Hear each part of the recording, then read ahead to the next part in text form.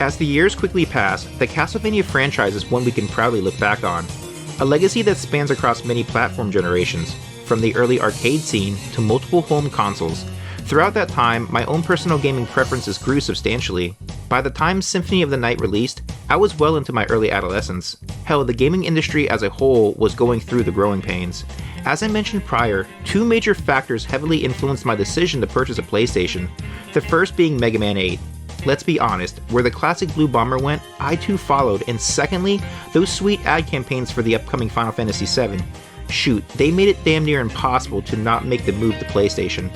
Unfortunately, I was one of those early pioneers who built the foundations for what would become GameStop, trading in my entire childhood collection of Super NES games for a copy of Final Fantasy VII, along with a Brady strategy guide. As time slipped forward, I entered high school, discovering an all-new cast of characters and creating new friendships. While doing so, I would often stay at a new buddy's house, trying out some new releases. My friend circle sorta just shared consoles for the most part, so I never needed to really own Symphony back then. I guess you could say resources were plentiful. We all sorta just hung out together, like old Vinny Diesel and the family. Still, I would pick up Symphony from time to time, often left puzzled by many of the in-game elements going forward.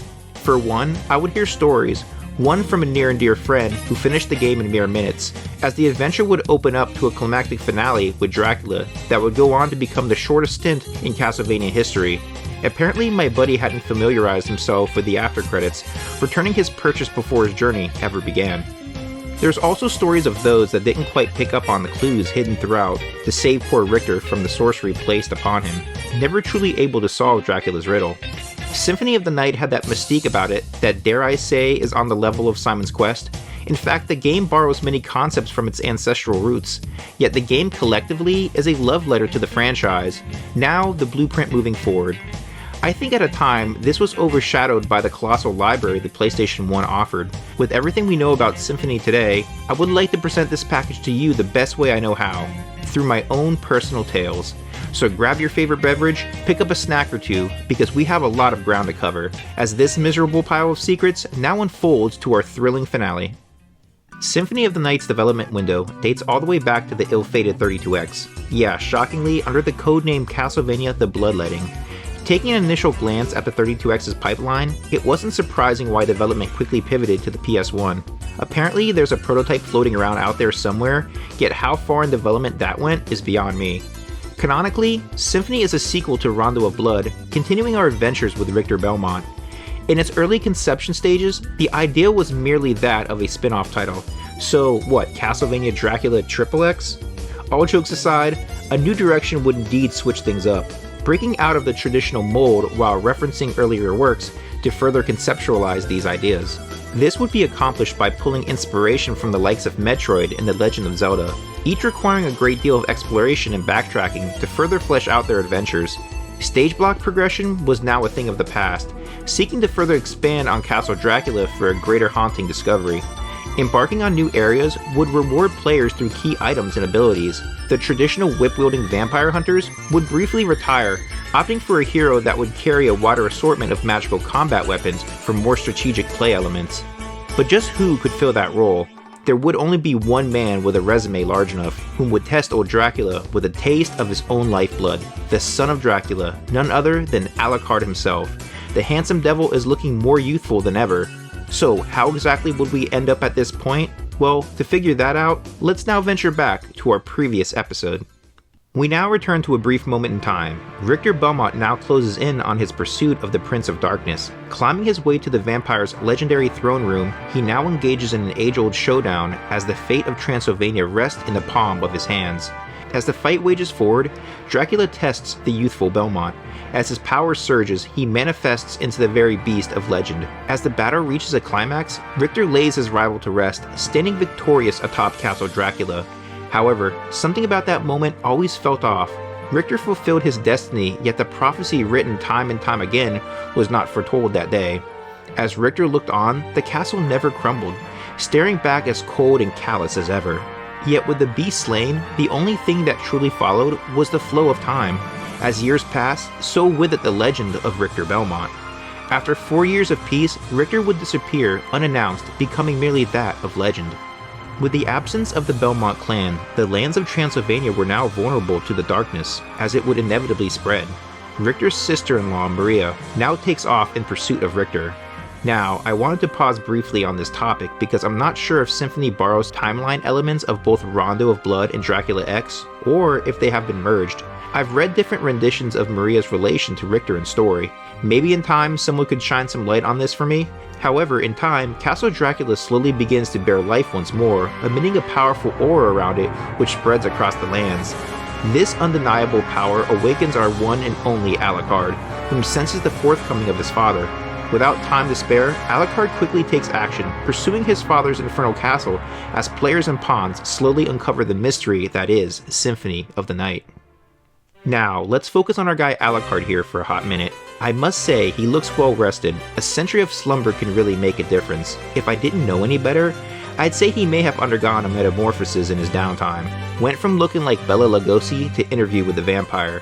However, this makeover isn't the only upgrade our returning protagonist would undergo. He's undoubtedly honed in his craft. A jack of all trades. No, I'm deadass. What can't he do? Symphony of the Night relies heavily on classic RPG elements, taking a leveling system approach that will not only attract the hardest of hardcore enthusiasts, but also newcomers like that may not be well versed to the Castlevania brand. This new Vania system allows Alucard to accrue experience upon defeating enemies. This experience in return is spread across the statistical values that make up our boy's attributes. There's more than one way to become a legend in these parts, as Alucard now wields a vast assortment of weapons, from knives to hammers to swords and so on. If it pierces the skin, then hey, he can equip it. Alucard ain't no uncultured swine. He's got the fashion sense to don a large ensemble of armors, capes, accessories, and artifacts that will have various status effects. Hey, you gotta look the part if you're gonna be the son of Dracula, so let's see what Alucard has learned from dear old dad, along with those new moves since we last linked up in Dracula's Curse. Throughout this journey, Alucard is capable of casting over 8 different spells. This can be performed through a combination of Street Fighter-inspired inputs. Each spell will require a significant amount of magic points that are accrued along with your health, determined by each level gained. Speaking of hit points, be sure to seek out the many life and heart vessels scattered throughout the castle corridors, permanently adding to his max.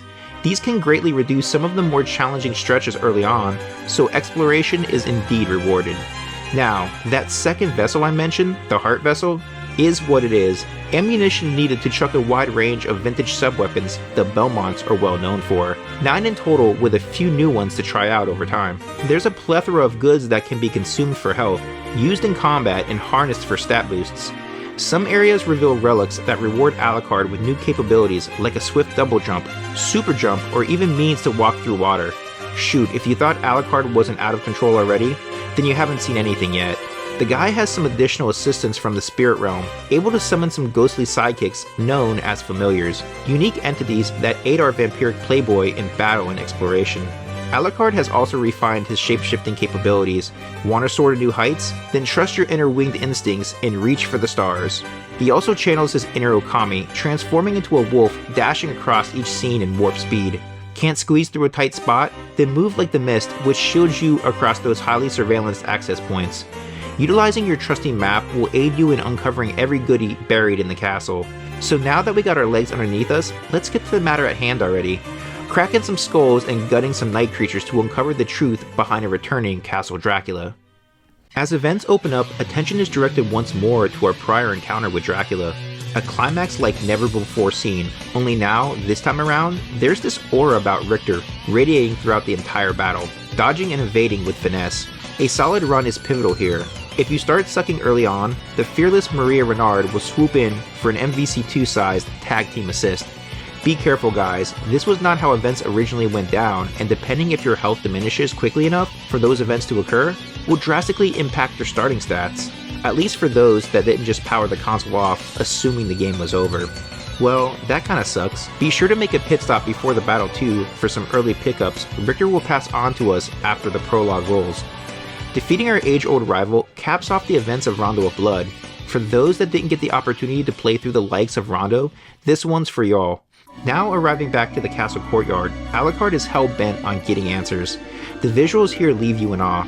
There's an art to this, from our hero's afterimage portraying the elegance of motion to the entire ensemble our boy is rocking. he's dripping in ass-kicker swagoo from head to toe. Soaring above the castle drawbridge with grace finds her heir to the throne, touching back down onto demonic soil, rushing past the now closing gates of Castle Dracula. The castle appears abandoned at first glance, as the silence is now replaced by the echoes of the night. That is, until you kick open the front doors and lead a one-man assault across the red carpet. The lights flicker on, and the opening track sets in as it's quickly apparent you haven't laid eyes on anything quite like this before. The howls of the wolf echo throughout the halls as the endless night ushers in the storm, instantly complementing the musical fidelity. It's a bloodbath from the opening, getting a taste of endless possibilities. Well, that is until you run into death, stopping the party on a dime to shut your shit down. Really? Are we doing this right now? That indeed couldn't be spoken quicker, as the dead man quickly cools you off to the core, hijacking your shit and leaving you butt-ass naked and afraid in the center of the castle. Shoot, we were literally just getting started, and we gotta now 5-knuckle shuffle our way back into the title contention. But hey, that one dopamine hit alone is all you need, because it was apparent from the jump, this was turning into something truly special. From here, it's fair game to do what you please, yet fulfilling expectations will only open up more pathways for exploration. You will initially arrive inside the alchemy lab, where I assume youngster Vlad learned all about the many treasures of this world. He probably also did some terribly wicked things here also. There's plenty of dreadful devices rigged about that will make for an excellent escape room. There's some fun beginner puzzles sprinkled in to get you accustomed to the exploration aspect. You discover fun enemy drops, equipping a wide range of gear for some killer strat sets. While adjusting to these new game physics, you discover many clues buried within the castle walls, becoming segues to endless discovery. Try mingling with axe knights or continually crack the brittle bones of the red skeletal variety. Getting accustomed to your surroundings will land you your first save room, keeping you maxed out to maintain your plan of attack, weaving from platform to platform till you run into a few good old boys that must have followed your lead to the castle. Something about these two always reminded me of Bebop and Rocksteady. They sorta just play off each other perfectly in comical fashion.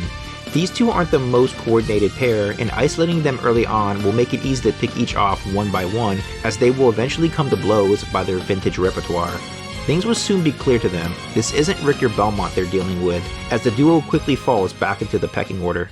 As you begin to level up, so with it your confidence, growing with each step forward and discovering the many riches buried within the moving castle.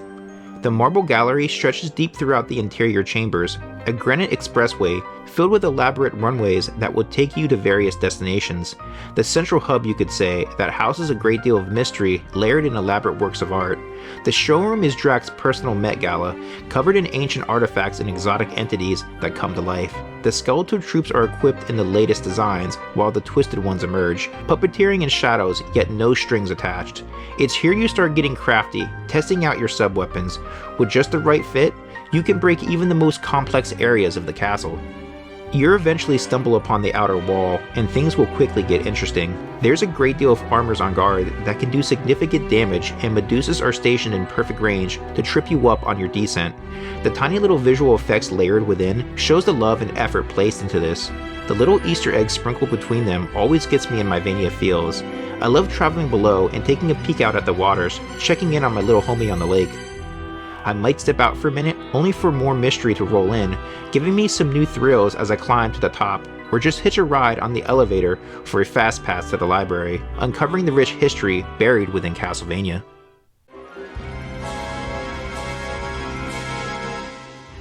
The maze of texts create a path filled with literature that takes new life. It's an immersive experience to say the least, nearly popping out the screen to chase you on sight. It's these simple artistic choices that put Symphony a notch above the rest. The library is haunted with curses and spells, with plenty of hidden paths to keep you backtracking as well. The librarian is a legend to most by now. Who can forget his witty taglines and remarks? He also plays both sides of the field, claiming loyalty to Dracula until you wave the almighty dollar in his face.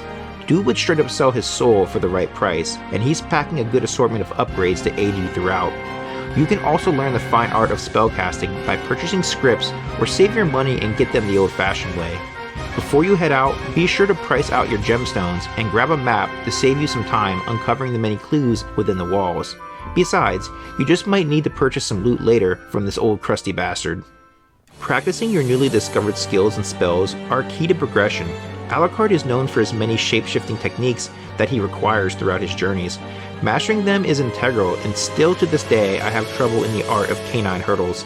Leaping across the withered bridges that surround the clock tower will be your access for entry. It's gone through quite a bit of a dark metamorphosis since Richter's adventures.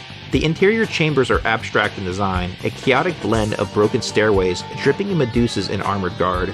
This is probably a good time to highlight just how fantastic this musical score is. Forgotten Prince is my go-to track to lock in. The list goes on with a sweet blend of genres, ranging from electrically charged rock and roll to the classical variety. Each hit brings forth a unique blend of instrumental sound. There may be a touch of smooth jazz to lighten the atmosphere, or something a bit more metal strung together when stakes are high. A true masterclass of sound that oozes in originality. The Royal Chapel is another spectacle, climbing your way to the Upper Castle region on an uphill battle. The music and imagery captures the atmosphere as you soon enough battle across the rooftops as the bells toll. There's tiny confession rooms that just make each scene more lively, and it's easy to get lost in the moment just soaking up the environments. That's the thing with Symphony, it's a first for the series, and the level of details embedded within things can easily be overlooked. Never once did I want to just speed through an area. Each branching path is filled with new ideas and creative takes on old themes, filled with new encounters that reward you for discovering them. You find a possessed save room at some point, reliving a traumatic experience, your mother's death, merely an illusion cast over you by a succubus in disguise. She draws forth in a dance of deception as you now play a game of chance across this wicked roulette. She knows that she sealed her fate too the moment she pissed off Master Alucard. There's so many role players scattered throughout. There's Olrox the vampire that runs this sector of the castle keep, who won't surrender his place in the castle hierarchy. He's essentially another Dracula going through the motions along with a whole ass transformation process. He packs a heavy punch with a heat wave of fiery projectiles and charged blasts that will light you up. Searching out this fight will grant you a key piece of solving our puzzle. Everything you do is integral to get the best outcome, and there's multiple endings to this adventure. There's something exceptionally satisfying about uncovering each corner and crevice of the castle. In many cases, this can become a chore to do, especially when things get a tad too cryptic, but Symphony has just the right amount of square footage and lore in a sense. Areas never feel redundant or tedious to travel back through. Finding the access point to the underground caverns uncovers a whole new realm beneath the surface. The further you dig beneath the icy floors, the more worlds you discover. An enemy may sense your presence below and attempt to get the upper hand, only to follow its scent back to its lair for a second boss encounter. Things just feel over the top and an exclusive event in their own right. Depending your route of travel can really dictate the outcome of many of these fights. What you're packing makes a big difference. The further you venture beneath, the more desolate things become, an interconnected system of underground tunnels that were carved out by those outcasted from the castle. You're gonna need some hindsight and an extra hand or two to manage your way through its entirety, and if you play your cards just right, you can discover the catacombs lying at the very core. The air must be thin below because there's something a bit unsettling about the guests, as things feel a little culty, and the cryptic imagery gives me a sense that a ritual is in the works. Legion has got to be one of the most unsettling yet creative fights in the game. An undead harvest gushing down over you. You need to chop away quickly, carving a path forward in efforts to land a clean shot on its spiraling core, protected by a corpse field. The Colosseum is home to Drax's elite warriors, a place where the entertainment is held on the grandest of stages. The enemies here pack a punch, and there's some great throwbacks buried within the backgrounds. Hallways are a stretch with lengthy chambers that are packed to the brim with contenders. In a lot of cases, you gotta just throw yourself in there and pray for the best. There's a service elevator located within the many twists and turns of the halls, leading you to the battle arena. However, something just feels off. The very throne Alucard's father once occupied can now be seen seating a Belmont.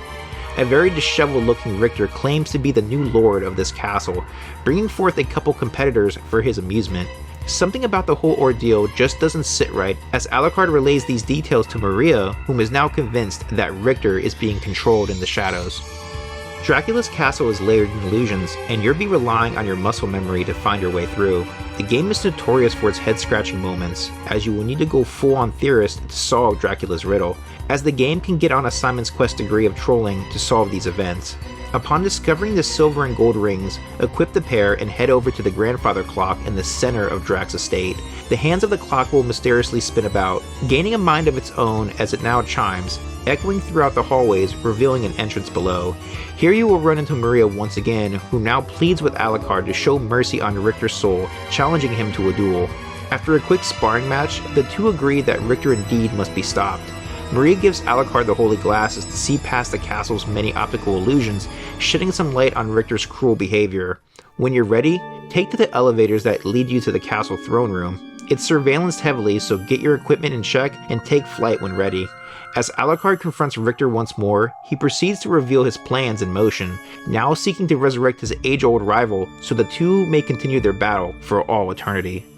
Unable to stomach any more, Alucard rushes forth, tackling the delusional Belmont in efforts to knock some sense into him. As the scuffle continues, Alucard sees through the deception, breaking the ratchet curse now looming over Richter. Shattering the orb puppeteering our Belmont awakens our hero, pulling back the curtain, allowing Shaft to come forth from out of the shadows. Now appearing to be alive, he informs the team that plans are in place for Vlad's revival. As the word of Dracula echoes throughout, the castle begins to change shape once more, right in front of their very eyes. A shadowy image now looms above the castle, manifesting into an inverted copy of it, breathing new life into its residency, which also houses the remains of Dracula, now rejuvenated with every second that passes. The team regroups, with Alucard ordering Maria to look after Richter as he proceeds forward to finish what he now started. The Upside Down Castle is indeed another entity all its own. As we learned many moons ago, there is only one true way to lift a curse. Alucard must now locate the 5 relics of Dracula's remains, now guarded by his original elite guard, scattered throughout the castle. Now, take everything you learned thus far and turn it on its head. Quite literally, as you now need to start experimenting with what you know to defy physics, reorienting to your surroundings. It's like stumbling home at 2 AM from the bar and trying to crawl into bed. Although the castle's infrastructure is identical, the stage themes and enemies roaming about the halls have been drastically overhauled. You'll be getting creative with each retread, recalling events, questioning if each entrance is still a secret entrance. Now, have I praised this game enough so far? I hope so, because I do have a few criticisms along the way, and although I love this game as much as the next, I know the pitchforks may come for me the same way they did for Lisa. I hope that wasn't too morbid, but there are a few exceptions, and they come simply by personal taste. The concept as a whole, the Upside Down Castle, right? It's a clever idea to say the least. However, I'll be honest, in many ways I much prefer the first half of the game collectively. That's not to take away from the new cast of characters and story points. Hell, the enemies are far better in the second half, and the boss encounters are among the best. A literal love letter to Simon's Quest, and y'all know I defend that game to the moon and back. Yet my biggest issue lies in the inverted layout itself. To be fair, the original castle was designed specifically for Alucard's signature repertoire, with each area, theme, and layout specifically designed to transition across them flawlessly. This paired with your leveling system and various equipment and relics thus far. Flipping the castle on its head may increase the challenge and perspective to the stages, but it becomes cumbersome to journey at times, and exploration becomes repetitive, where the original castle just doesn't. At times, I feel like I'm playing through a debug menu, as it tends to become a little chaotic, relying on my relics to constantly clear the flip-flop assets. This could also simply be what the team was going for, yet in conjunction with the sheer amount of options, equipment, and endless upgrades acquired, the challenge by the second half is nearly not there. Half the challenge going forward is simply uncovering the castle to reach the boss encounters, opposed to living in the moment. Where the original Castlevania games had parameters and boundaries in place for a progressive challenge, Symphony can be damn near broken within the first hour. There's endless game-breaking weapon combinations and basic level strats that will never find you breaking a sweat. However, experimentation is half the fun, and I can easily chalk the second half of the game up to a lovely bonus overall. These small gripes don't outweigh the fact that this game has a little something for everyone.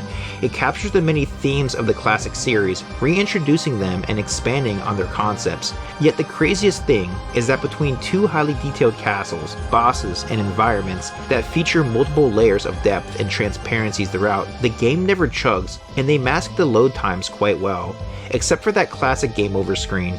It's easily the most beautiful game of the 2D Castlevanias. Now, enough praise, let's finish things once and for all. Confronting Shaft reveals his nefarious intent, ending the lineage of the Belmont clan by mind manipulation to tear them apart from within. Shaft isn't terribly challenging, dodging a supercharged rendition of his Rondo of Blood arsenal. Laying Shaft's weak ass to rest only leaves one thing to do. Time to find dear old dad, waiting patiently in the center of the inverted castle. Dropping in for a family reunion, Alucard proceeds to dig up some hard feelings that won't be sorted out either from a heart-to-heart. Dear old dad vows to bring an end to mankind, as their actions against his love are unforgivable. Alucard refuses to accept this outcome, doing the unthinkable, drawing his sword to lay his own father to rest. I'd love to give you guys a strategy here, but let's be real. Y'all been through hell and back twice, and by now, no matter what Drac throws at you, you're well equipped for the task at hand. Do what you gotta do and put the old fool out of his misery. As Alucard delivers the death blow to his father, he reminds him of his countless shortcomings. Such heartbreak will only continue to follow as long as he lacks the ability to love again in Lisa's absence. Reminiscing that Lisa's final words were to show mercy on humanity, as she would indeed love Vlad now into eternity as the castle chambers begin to slowly wither away. In the aftermath, Alucard reunites with his colleagues, whom are relieved to see his safe return. Richter informs Alucard that he feels heavy remorse for the heartache he inflicted upon him, as Alucard wholeheartedly reminds him that the only thing necessary for the triumph of evil, as Richter finishes his statement, for good men to do nothing. Keep in mind that depending on the percentage of the castle completed by endgame will determine the outcome of these events moving forward. As Alucard now looks to disappear once more, Maria will chase him in efforts to change his mind. She may also opt to stay behind if need be, so get to work uncovering those secrets. No stone shall be left unturned. Now, if barreling your way through 2 castles, hordes of killer night creatures, and a showdown with Dracula still wasn't enough to quench your bloodthirst, then fear not. You'll be rewarded for all these efforts, as completing the game unlocks Richter Belmont himself. After putting our boy's name into the username slot, Richter makes his return to let the ass-kicking further commence, and the guy is OP to all hell. My guy still has all his killer attributes, including that oh-so-sweet backflip, but he now finesses things farther with the air dash and this super sweet slide kick. They're pretty nasty moves, but for the most part, these were most likely incorporated in to offset some of the attributes exclusive to Alucard that allows him to roam the castle so freely. So remember, you will still need to master these to make your way through this quest. He's still every bit as classic in feel, and he's additionally got a few new whip tricks up his sleeve, one which I assume was passed down a few generations. There's also a few new sub-weapons you will be delighted to use now, and don't forget to give these a go with your item crash technique. Now, I've been playing Symphony of the Night for many years. I've collected a few variations of its release over time, so I know there's quite a few differences between them. So I think these variations should have their own dedicated videos in time. And it's not like I won't be doing plenty more reviews, only this gives me a reason even more so to revisit them. However, I would like to just briefly touch on them momentarily. The Saturn version was one that had so much potential, and being a big advocate for 2D, I was a massive Saturn head growing up, so you could only imagine the pain I felt when this game was plagued with major slowdown. I'm sure you guys could give me a little more insight on this. There's a substantial amount of bonus content, the team included. For one, Maria was added as a third optional character, whom resumes her role previously in Rondo of Blood, alongside her many Transylvanian fur babies. Richter was also playable from the start, rocking some additional attire to spice things up a bit. The duo had additional themes and cutscenes, while the castle itself went through a great deal of additions. Yeah, seriously, there were 2 new areas to roam. These environments introduced us to a slew of new enemy designs and boss battles, which was a nice touch seeing that many enemy sprites were recycled from previous entries. There were also a few more weapons to uncover, and 2 additional familiars to aid you across your journey. Now, to what extent this additional content was spread across these various ports throughout the years, I couldn't really tell you, but hey, give me some time and I'll gladly do a follow-up review. I absolutely love this game, and that's a big reason why I wanted to wait to the very end of this marathon to go through it with you guys. Throughout history, many of the world's finest works were initially misunderstood or disregarded at first glance, yet in time, like Symphony of the Night, their legacy slowly grew into something legendary, which was exactly this. A masterclass of finely tuned concepts that takes the blueprint of its predecessors and builds upon their core principles, taking these written rules and applying them flawlessly into a formula which could easily represent the embodiment of a genre's evolution throughout time. Thus not only displaying the strength and brilliance of the classical 2D experience, it re-establishes their importance moving forward. Symphony of the Night takes the philosophies of old and reintroduces them, blending many key aspects of our gaming culture into a package that is now considered the franchise pinnacle to a vast majority, yet funny enough, considered outdated for its time, proving gameplay and creativity will always come first to the larger audience.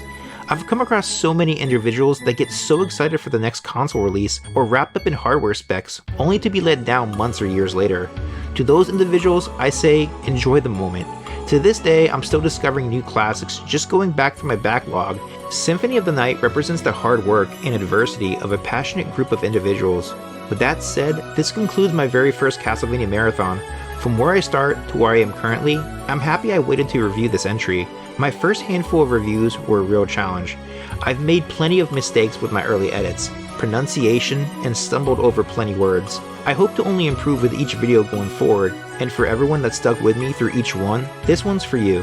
When we return to the Castlevania series, I'll be looking at the 6 mainline handheld entries, which span across the GBA and Nintendo DS hardware. Something tells me you will be seeing many more Konami titles in the foreseeable future. To everyone that has a favorite Castlevania game in the series, I hope I did yours justice. Thank you all for your continued support, and in regards to the Belmont clan, there's many more adventures to come. For our next marathon, we will continue on the Konami path, taking a look at another duo that needs no introduction. See you next time, gang.